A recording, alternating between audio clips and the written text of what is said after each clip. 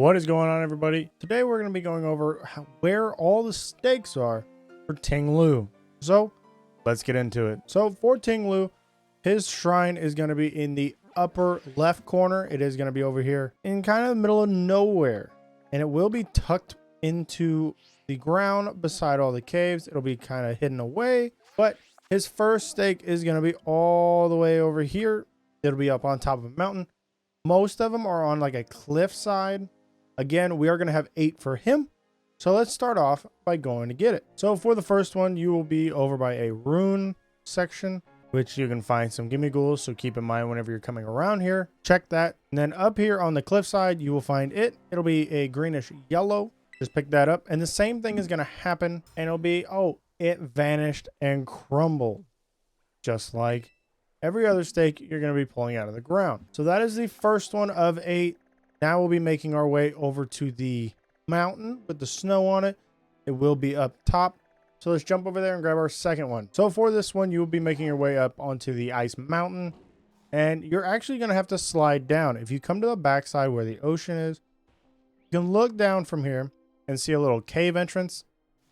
But if you just drop right down, there'll be a little slide and there will be your next stake. So after you've pulled it out and it said it's vanished and crumbled, we'll be making our way all the way over to the other side of the ice mountain because that's where the next one's going to be. This is going to be a very big area because it has the big lake in the middle. So when you make your way up to this one, it'll be up on a cliff, which you can slide down from the ice mountain, and it will be right next to this waterfall. If you make your way all the way this way, you'll be able to come right around the corner and grab it after it has vanished and crumbled because you've interacted with it. We are going to be heading to the lake. Now we are going to be heading to Lag Lake depending on what version of the game you have for the update. It is going to be very laggy, so I would be careful whenever you're jumping around in the water. But let's make our way over there to grab another stake. So now that you've made it to the center of the lake and made it to the top of the big island, you'll end up finding your stake here. And same thing like always, just interact with it. It'll crumble and it'll vanish.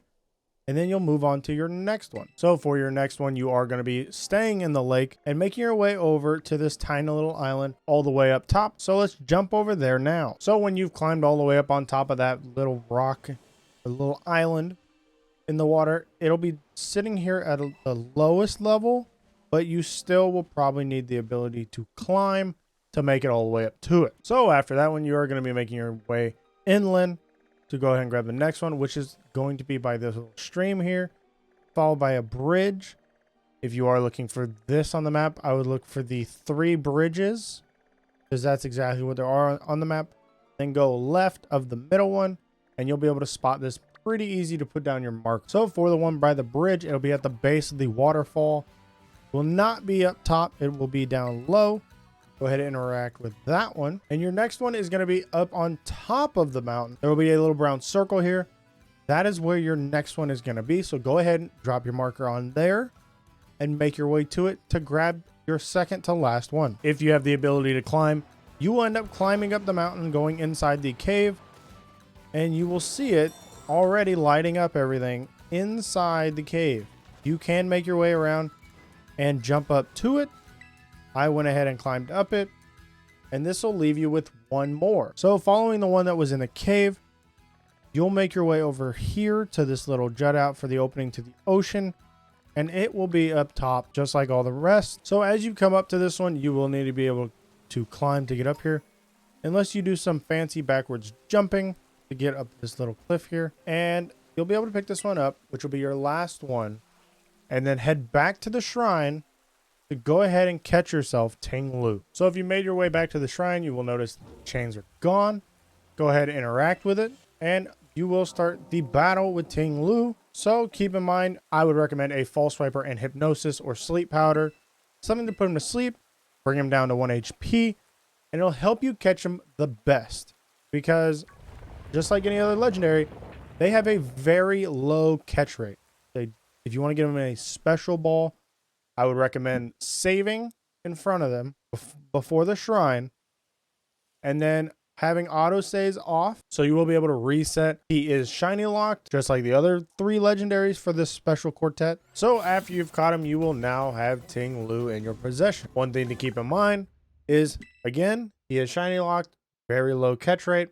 He's going to be a dark and ground type. Now, if you are doing resets for him, go ahead and make sure you get a very no good speed stack. Because if you are doing resets and you are wanting to use him in a competitive format, which Series 1 is not going to be covering, he's an amazing Trick Room user. But that is how you get Ting-Lu and where his stakes are. So if this did help you out, go ahead, drop the video a like, helps me out. And I'll catch you guys on the next tips and tricks video.